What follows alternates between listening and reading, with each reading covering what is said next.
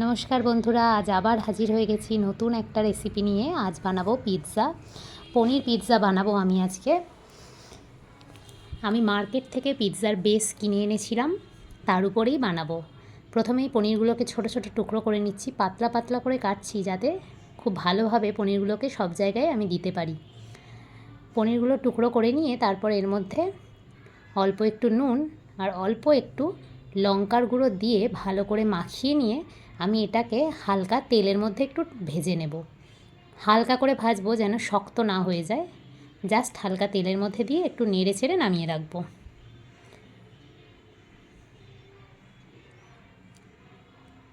Base কিনে নিয়ে এসে বাড়িতে বানানোটা খুবই ইজি, কিন্তু যদি আমরা পনির মানে যে কোনো পিৎজারই বেস যদি আমরা বাড়িতে বানাই সেটা আমার মনে হয় আরও বেশি টেস্টি হয়। আমি এটা একটা এক্সপেরিমেন্ট করে দেখলাম।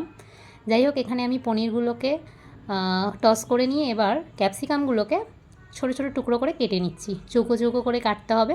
পেঁয়াজগুলোকেও কেটে নিয়ে তারপর পাপড়িগুলো আলাদা আলাদা করে ছাড়িয়ে নিচ্ছি। তোমরা যে কোনো রকম সবজি দিতে পারো, আমি এখানে টমেটোটা থাকা সত্ত্বেও দিতে ভুলে গেছিলাম।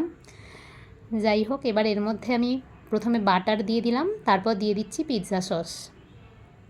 তারপর এবার অল্প একটু চিজ ছড়িয়ে নিয়ে এর মধ্যে দিয়ে দেব ক্যাপসিকাম, অনিয়ন সব পরপর দিয়ে দেব।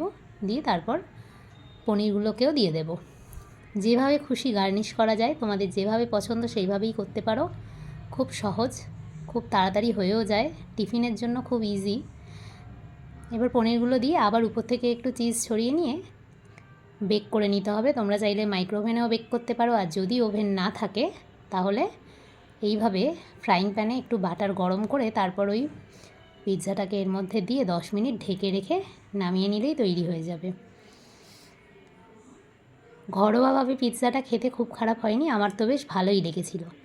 আজকে দুপুরে রান্না করার একদম ইচ্ছে ছিল না, সেই জন্য ভাত ভেজে নিয়েছিলাম ডিম, পেঁয়াজ, কারি পাতা, অরিগ্যানো, নুন, গোলমরিচ দিয়ে, আর সাথে রাখলাম অল্প একটু আচার।